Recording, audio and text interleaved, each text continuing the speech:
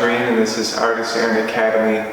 And today all of my students are finishing up their very first cast paintings. I think they did an exceptional job, and I need to finish up my cast as well. Alright, so I worked on this foot a little bit since the last time I recorded, just finishing the basics up. So the drawing is pretty close to correct.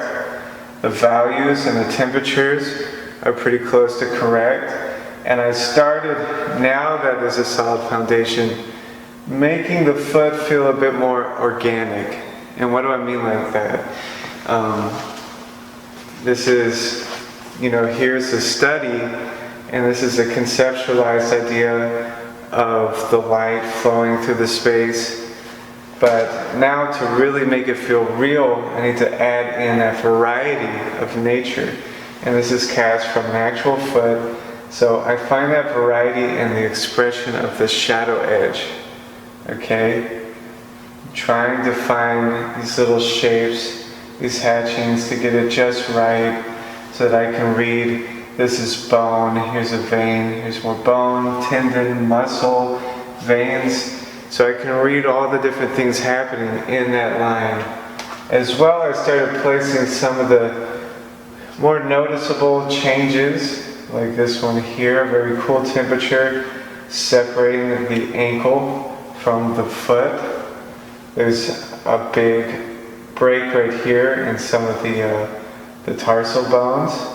And then getting more specific with the light on the front of the foot. Really the main thing that's lagging behind is the toes.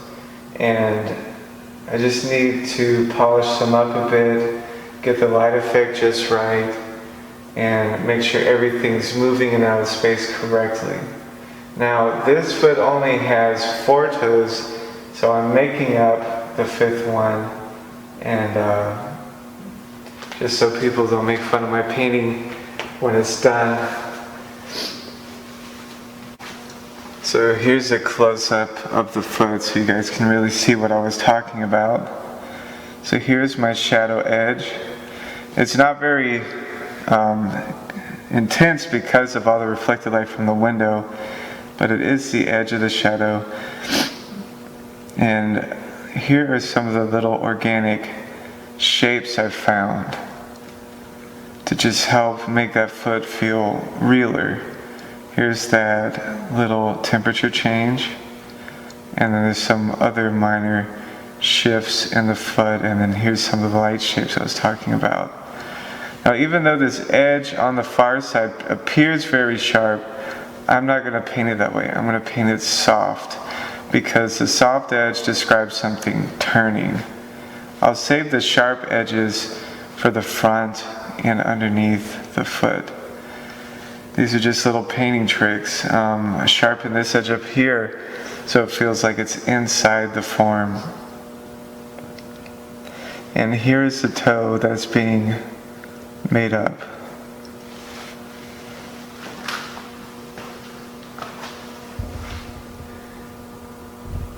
Now let's go to this foot so you can see it with an adjusted light. There. Because when we have the foot and the painting in the same frame, the actual foot will appear a lot brighter. But here you can see that shadow line, very subtle, the intensity of the light on the foot. And you can see how sharp the edge is. But like I said, I'm going to paint that one softer. It's just like when you're doing a landscape painting of the ocean, and the ocean horizon line looks so sharp, but when you paint it like that, it jumps straight to the foreground. We want to soften that edge and make it go back. Okay. So I'll be jumping around, but mainly I'll be working on these toes. You see they're pretty far behind.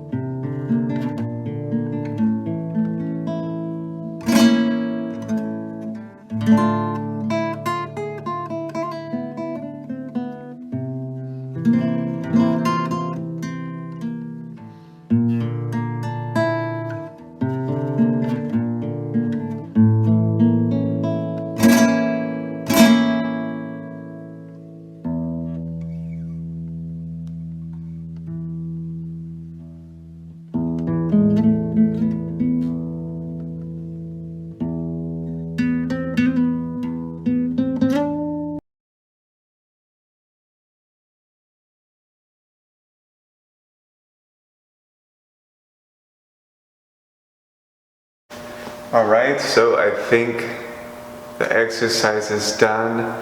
And how do I know when it's done?